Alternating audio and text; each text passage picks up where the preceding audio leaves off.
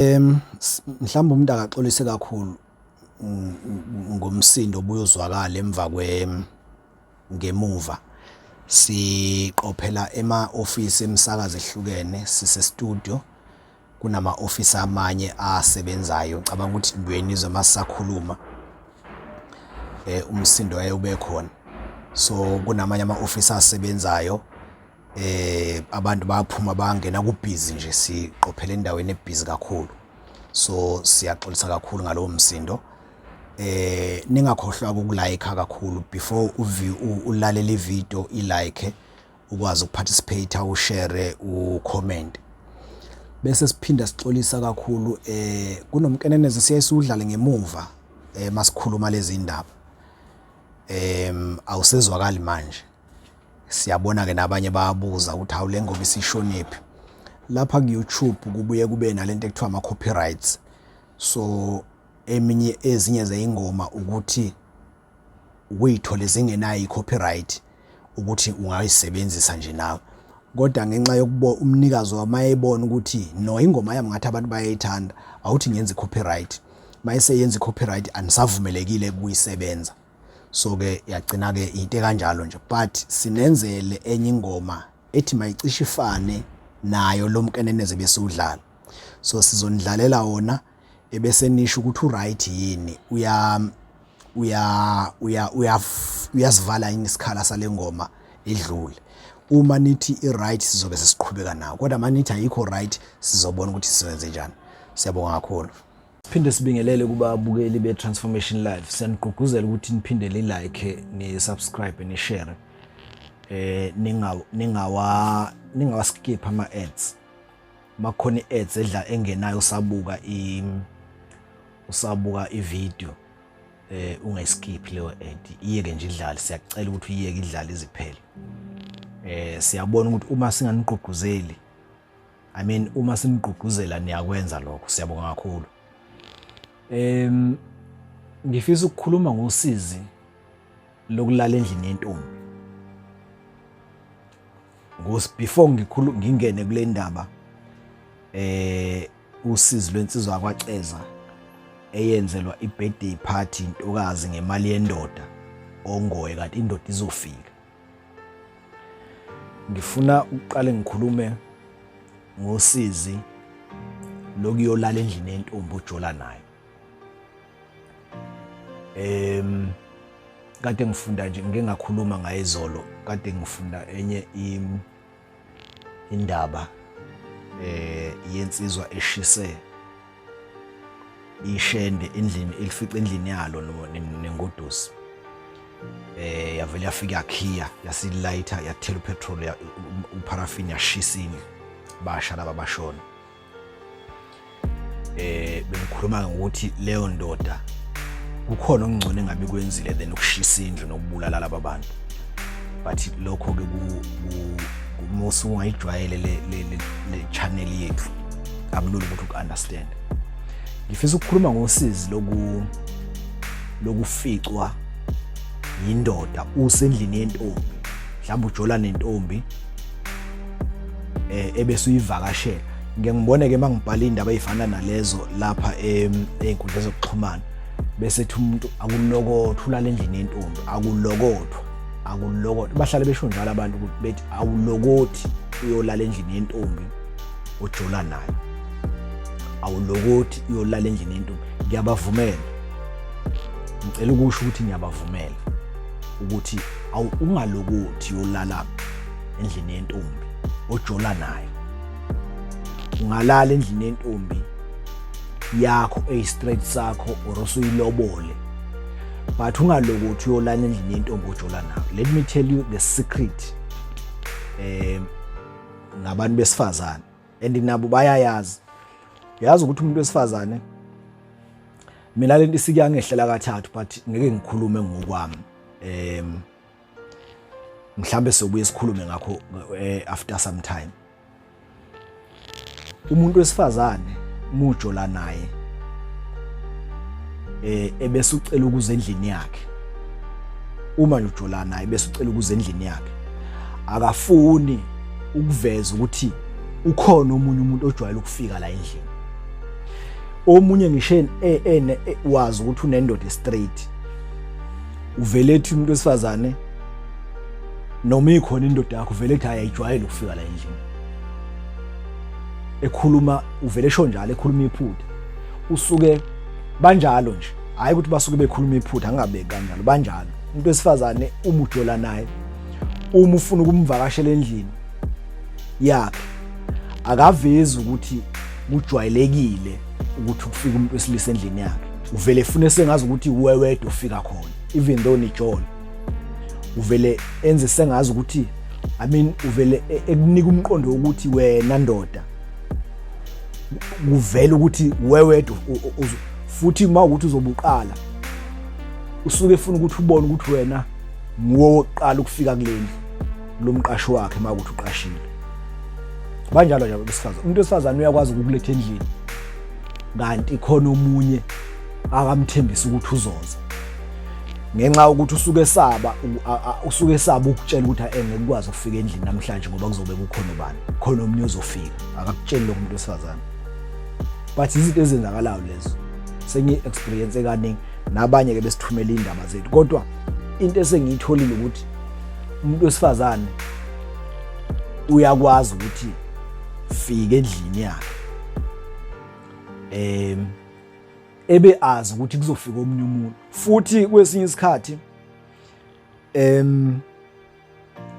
kudiphenda ukuthi uthando lweni lunjani nemali idlala indima enkulu kakhulu kuma relationship in these days uyabona unemali wena ufike emuva kanti lo muntu wesifazane ukhona obejolana ukhona umuntu ajola naye ajwayele ukufika endlini yakhe but wena ufike emuva nemali uyamenzela izinto everything uma ucela ukuzomvakashela endlini yakhe uyavuma ebe azi ukuthi ukhona umuntu ozofika ongafika noma yinini endlini yakhe kodwa ngenxa ukuthi wena unotho nemali ebese engakwazi ukukuphekisa kwesinye isikhathi ke uyayicashe ngesithupha umuntu wesifazane uma ufuna ukuza endlini yakhe ekhombe lokhu nalokhu kanti uyazi ukuthi yena khona enye indoda ezofika so it's very difficult for them not ukuthi basuke beqamba amanga kodwa it's difficult for them ukuthi bekutshele ukuthi yazini ngicela ukuthi namhlanje ungafiki ngoba khona ozofika it's very difficult ukubehlisa nesithunzi uma bengahle besho kanjalo so that is why ngithi I support lento ukuthi umuntu evele ngayi endlini yentombi mejola naye ngoba ngiyawazi umuzwa wokuthi uma ususendlini yentombulele mhlambe kade nibhizi seniphumule mhlambe bese niyazumeka or anikazumeki bese uzwa nje inokho ethi qoqoqoqo ngiyawazi lo muzwa uyabona mawukuthi uyamazi lo muntu othandana nalentokazi ukuthi uhlobo linjani ebese kuzoba nenokho eminyango nisalele ninqunu ngoba nisuke ninqunu mhlambe khona ade nikwenza engingakwazi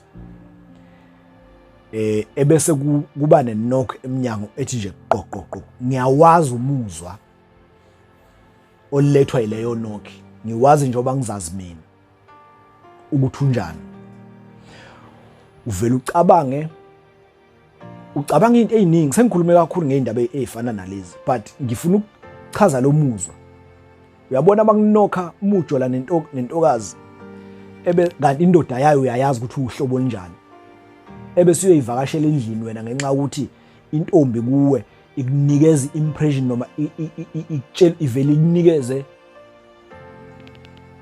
isithombe sokuthi la endlini akufiki umuntu yes ngina indoda kodwa ayijwayele ukufika la ifika once in a while kanti indoda iyafika phela nje ukuthi usuke engafuni lo muntu wesifazane ukuthi ubone ukuthi uhlala ukushuthi uhlale nendoda njalo so nabasuke bevikela isithunzi sabo mawuzwa le yanokho ngesikhashana esincane nje bayazi bazongifakazela abake baba nalelishwa lokuthi benokhelwe indoda endlini bese endlini yentombi ngalesi sikhashana esincane nje ucabanga sekufika umbiko ngoba uvela uyibona usufile especially makuthi uyazi ukuthi indoda enjani ethandana le ntombazana usuku ujola nayo uvela uyibone sekufika umbiko kini wokuthi sibanibani useduduniwe, ubone sekukhalwa kini, nawe uyibone usudubulekile lapha ekhanda, ubuchopho sebungaphandle. Ngalesi sikhashana esincane kade kunje qoqoqo. Uyaye ufikele izinto eziningi ukuthi hawu ngafa namhlanje. Ngalesi sikhashana esincane. So ke asiqaphele leyo ukuthi endlini yentombi ojolwa nayo awuyi, noma yona ingathi wena fika noma yinini, hayi ungafika noma yinini, hayi ungeza, kanti yona iyazi ukuthi ukhona umunye ojwayele ukuzala endlini, iyazi ukuthi ukhona umunye ojwayele ukuzala endlini.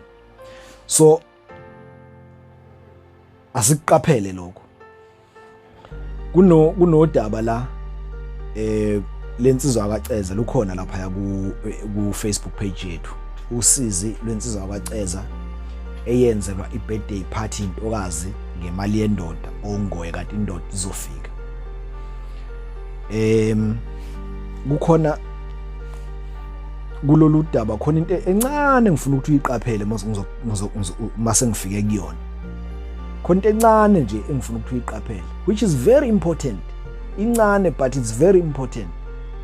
Ngoba la sikhuluma ngezinto 1 engahle zikubophise, 2 engahle zikubulalise, 3 engahle ibulalise lo muntu osokunayo. So we are sharing these stories ngenhloso yokuqwashisa abantu ngezinto abanye abantu especially abalandela le channel yethu, lezi zinto esikhuluma ngazo bazazi zenzeka nakubona, ziyenzeka kubangani babo njalo. So ke lensizwa kaCeza yangithumelela udaba, sakhuluma nje nayo. Ibifunda ngo2020 ibiyenza unyaka wesibili ongoye.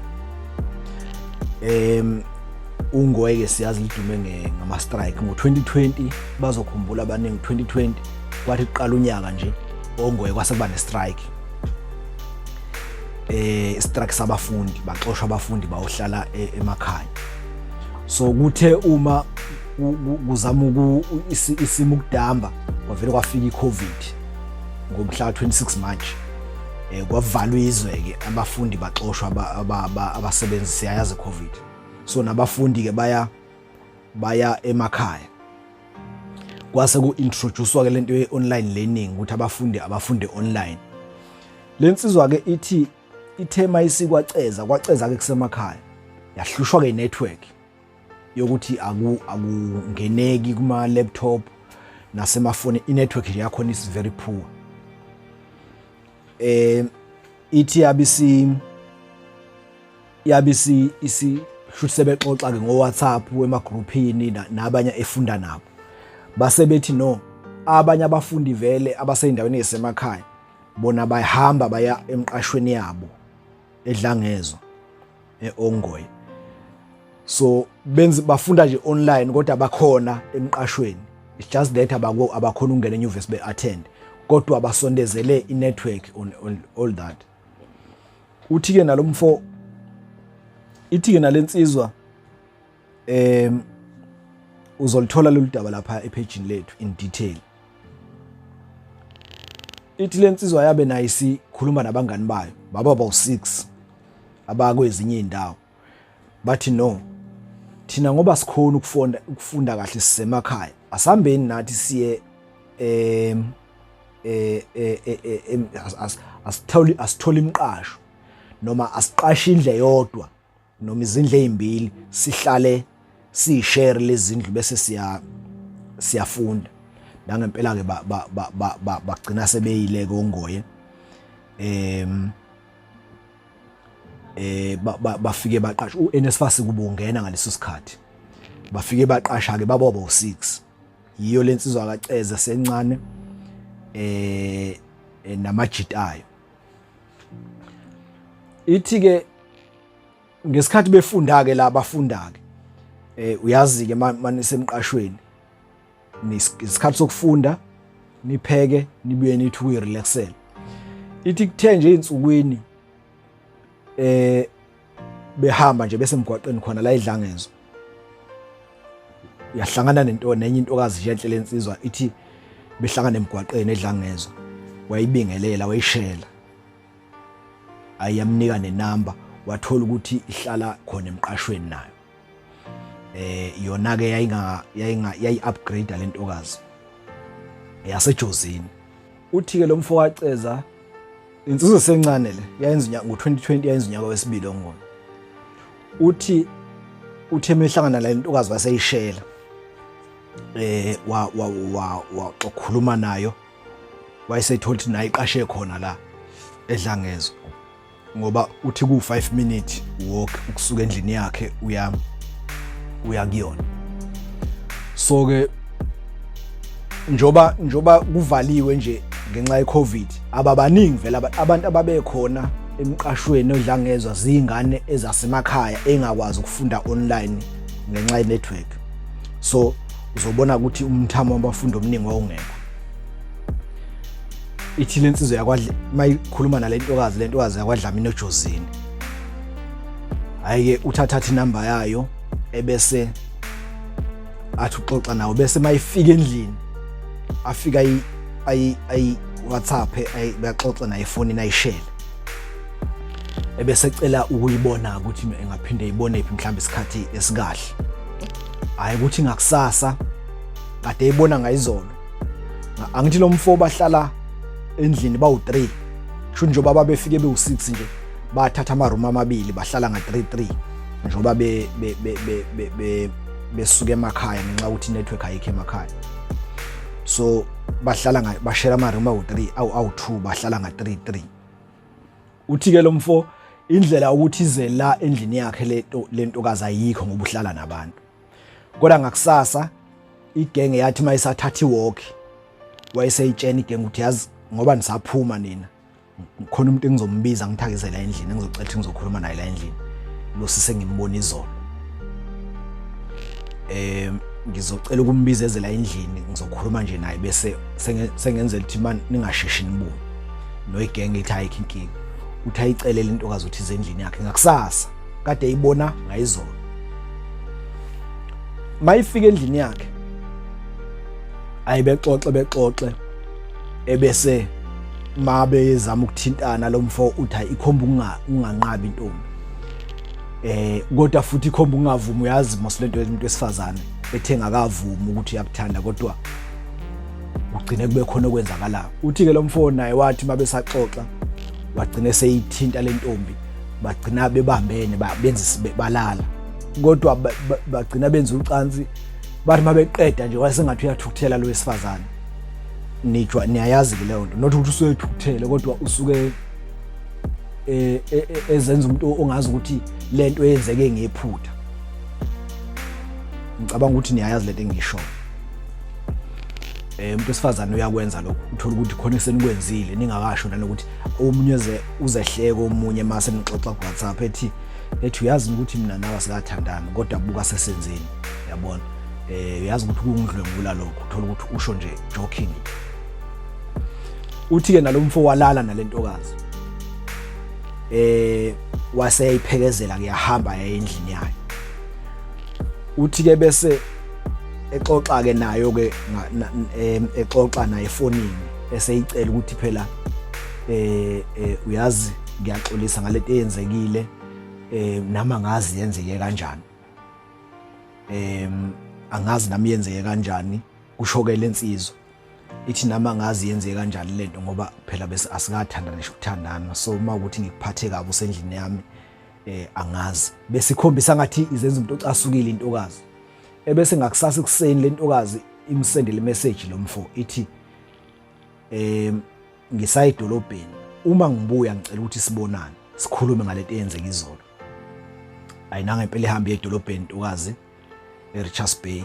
Ebese ibuya ntambama nje ngabo 2-3 ebese yam WhatsApp lo mjida lo akaceza isho ukuthi ayisengibuyile ngicela sibonane.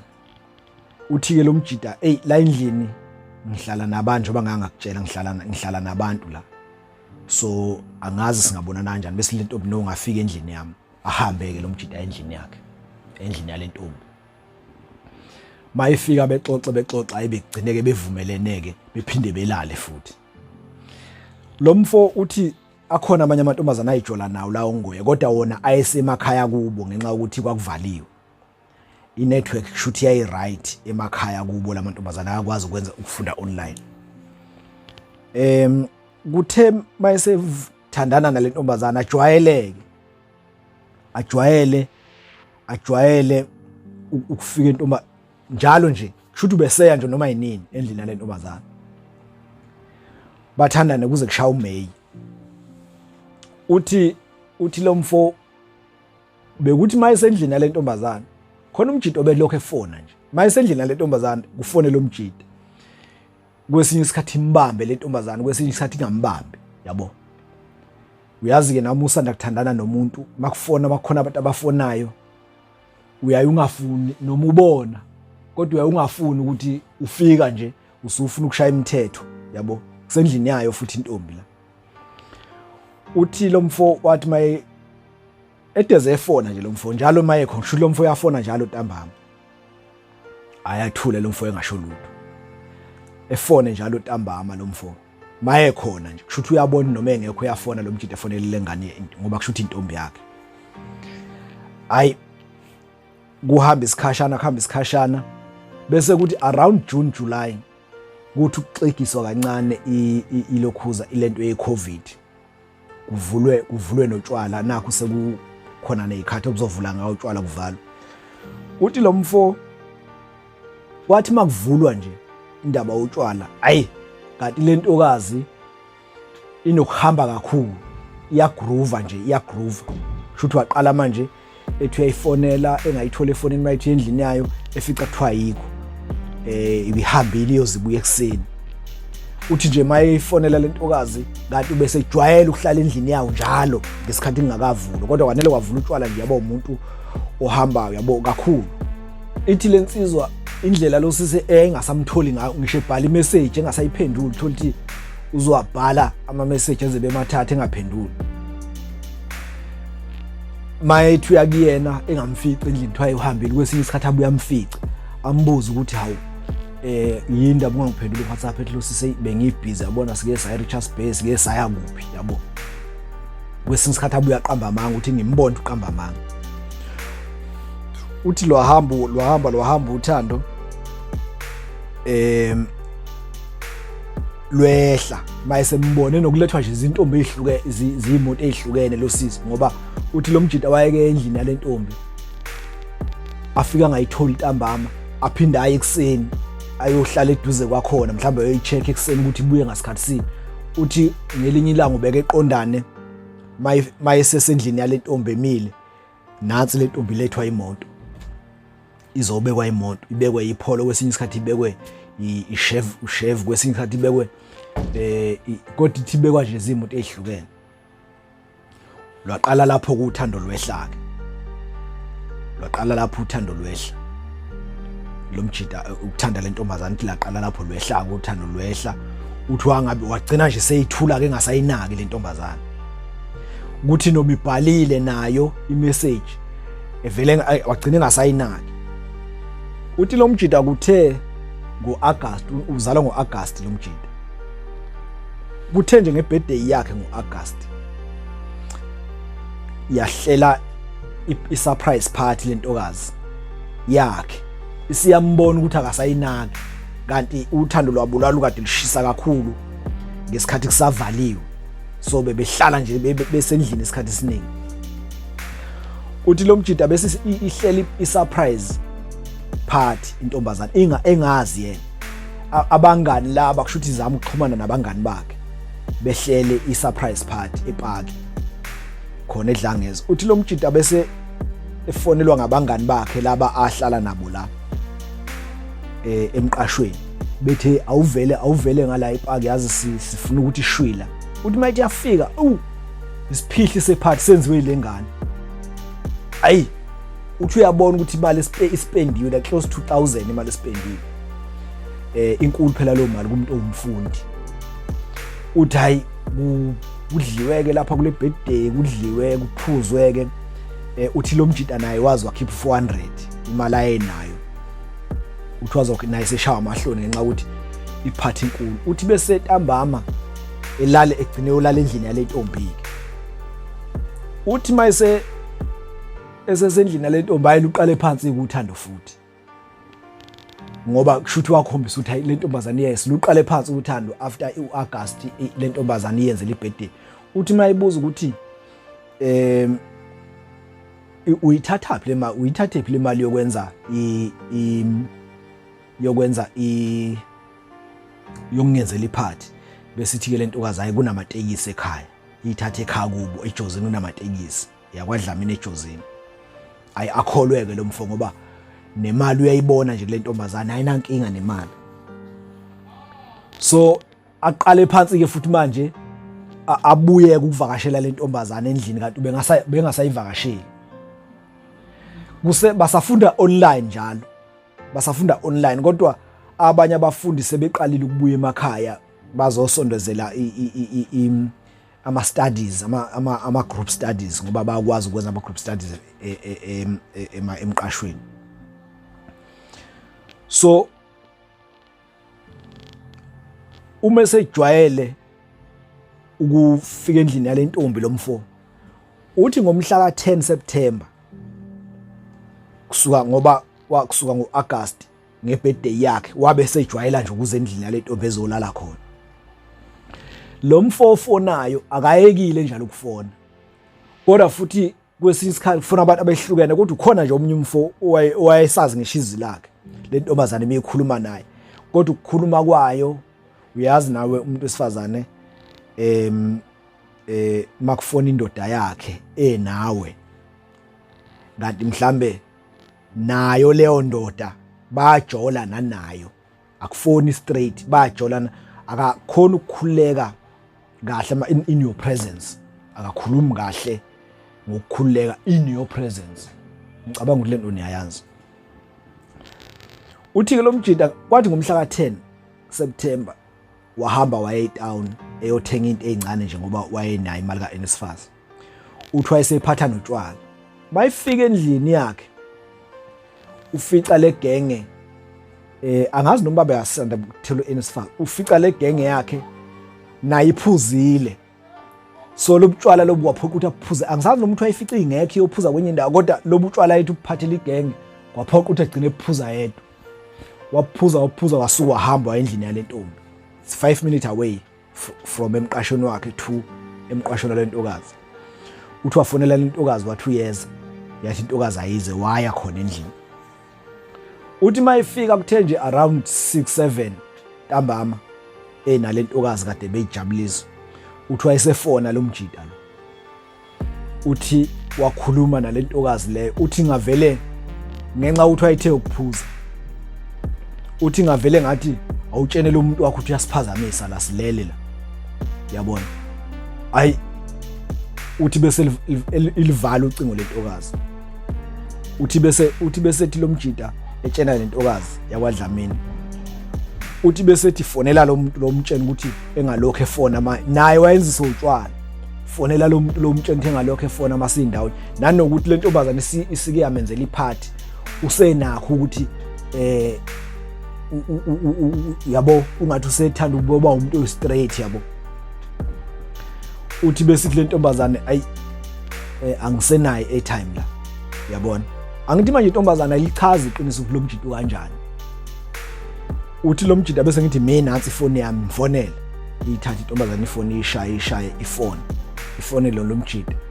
Ebese mayiselibambile ucingo lo mjida ngale. Ebese isaba le ntombazane ukukhuluma. Ebese esho lo mjida uthi ngithe mtshene ukuthi uyasiphazamisa kanti uyezwa lo mjida ongale. Ayi igcina intombazane ingakhulumanga into ecacayo bese livala ucingo. Ayi bese beqhubeka ke belala. Uthi kwathi nje ngabo 8 kuyoshaya 9 belele nje. Lo mfo uthi wezwa kwavele kwangena insizwa la endlini ezothu. Sanje qoqo zavula zangena lezi insizwa ezothu. Uthi zafika zathi ya uwe lo. Uthi kwathi akayichamele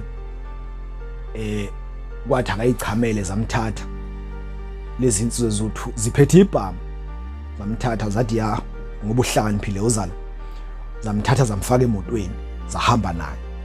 Shuthi intombazane le yasala iphuma yayobikela abangani bakhe lo mfo. Uthi lo mjida zamthatha insizwa lezi zahamba naye zaze zabheka lenga ku Port and Fort ngapha kosikhaweni zenyuka za iPort and Fort. Uthi zafike zamhlisa ehlathini zagubha umgodi, zifuna ukugubha umgodi, yabona. Shuthi lo mjida lo kuyiyena othandana nale ntombi ebese ethi wena mfana wena ngoba uyingane ungithukelana umthetho wakhe efonini. Ethi lalela angushayeli khona ukuthi ethi angikushayeli khona ukuthi ujola nentombi yami, ngikushayela ukuthi uthuka abantu abadala ungithukelana efonini. Kanti incane kanje uyingane nokuba ingane uyafunda. Ethi ngiyafunda ungithukelana pho efonini. Uthi waxolisa umfana wathi bengenziwa na utshwala ngenziwa na ubungane.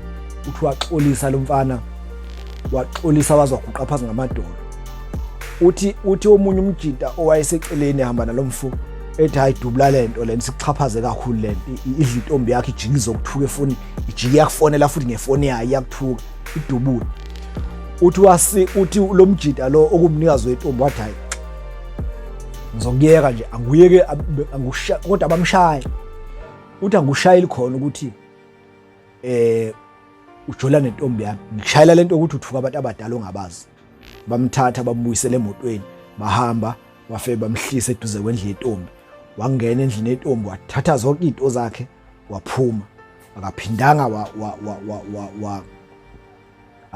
waxhumana nale ntombi yavela yamblokha bangabe saxhumana nje ngoba uthi wavele waqhaqhazela akaphindanga nje wafuna nokuyibona. Uthi nje akuphindanga nokuthi ephinde ufuna ukuyibona lento ngoba wayevele ecabange into nje yacishe yamehlela. So lento yokulala endlini yentombi is very dangerous ngoba usinda ngokuthi le ndoda ekuficile icabanga kanjani, iyakwazi ukuba calm in situations ezifana nalapho. Ngoba omunye ziningi igama ehlalisa, omunye vela afika andubule nobabili, adubule indoda adubule intombi ayihambele. Omunye adubule indoda adubule intombi bese umbuyela umqondo ukuthi lento eyenzile njalo usuyifaka enkingeni bese ayidubula yena. Ngiyaye ngithi ke mina mangikhuluma la nami ngisuke ngikhulunywa izimo engayifica ejele ngaphakathi. Ngiyaye ngithi mina uma ngingafica intombi yami mama wengane ngimfice nje enendoda emqashweni noma umqasho wami noma umqasho wakhe, ngisho ngamfica endlini ekhaya, endlini yami efaka indoda khona. Wele ke ngumuntu kukhona ucasuko ngaba khona, kodwa ngeke mina ungibone sengithwele izandla ekhanda sengithwele izandla mina ikhona nje igama ekezike zamehlela kubantu engithandana nabo. Uthola omunye sengimthatha njengomuntu uthi cha lo yena engizohamba naye ukuthi phela ngeke ngixoxe la, kodwa uthola ukuthi lo sengimbuka njengomuntu cha lo ngizohamba naye ibanga elide lo, ngim-introduce nasekhaya. Ebese kuvela bese kuba nehlazwane liba khona lenzayo eliphoqa ukuthi sihlukane.